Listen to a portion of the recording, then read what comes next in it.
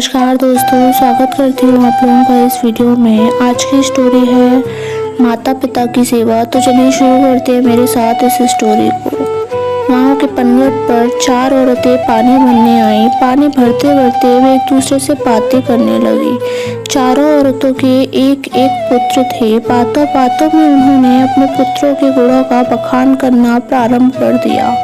पहली औरत बोली, मेरा पुत्र बहुत सुरीली बांसुरी बजाता है। जो भी उसकी बांसुरी सुनता है मंत्र मुग्ध हो जाता है। मैं ऐसा गुणवान पुत्र पाकर बहुत खुश हूँ।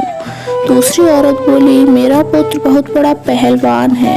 इस गांव में ही नहीं बल्कि दूर दूर के गांव में उसकी बहादुरी का डंका बजता है। ऐसा गुणवान पुत्र भगवान सबको दे। तीसरी औरत कहाँ पीछे रहती, वह बोली, मेरा पुत्र कुशाग्र बुद्धि है। उससे अधिक बुद्धिमान इस पूरे गांव में नहीं। लोग अपनी समस्याएं लेकर उसके पास आते हैं। मैं ऐसा पुत्र पाकर धन्य हो गई। चौथी औरत ने सबकी बातें सुनी लेकिन कहा कुछ भी नहीं।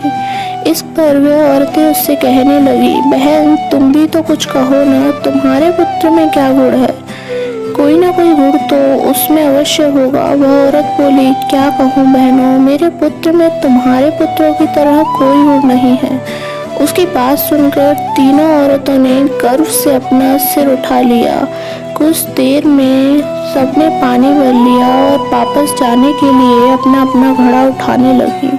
उसी समय पहली औरत का पुत्र हाथ में बांसुरी लिए वहां से गुजरा। उसने देखा कि उसकी माँ पानी से भरा घड़ा नहीं उठा पा रही है, किंतु वह यह अनदेखा कर बांसुरी बजाते हुए वहां से चला गया। दूसरी औरत का पहलवान पुत्र कुछ ही दूरी पर मुकरत घुमा रहा था। उसकी माँ कुएं से घड़ा उठाकर जैसे ही उतरी उसका पैर फिसल गया। किसी प्रकार वह संभल गई, किंतु पहलवान पुत्र अपनी माँ को नजर उठाकर देखने के बाद भी उसके पास नहीं आया और अपनी कसरत में लगा रहा। तीसरी औरत का पुत्र भी वहां से किताब पढ़ते हुए निकला। उसकी माँ ने उससे कहा, पुत्र मैं दोनों हाथों में घड़ा पकड़े हुए हूँ, ये रस्सी जरा मेरे कंधे पर डाल दे। लेकिन वह अपनी माँ की बात अनसुनी कर वहां से चला गया। तभी चौथी औरत का पुत्र वहां से आया। अपनी माँ के सिर पर घड़ा देखकर उसके पास गया और उसके सिर से घड़ा उतार कर अपने सिर पर रखकर चलने लगा। कुएं के पास बैठी एक बुढ़िया यह सब देख सुन रही थी।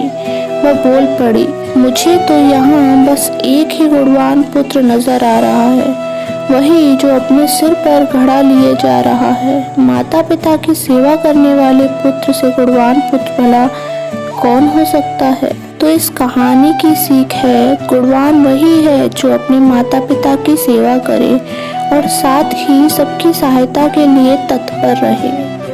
तो आप लोगों को ये स्टोरी कैसी लगी मुझे कमेंट के माध्यम से ज़रूर बताएं। धन्यवाद।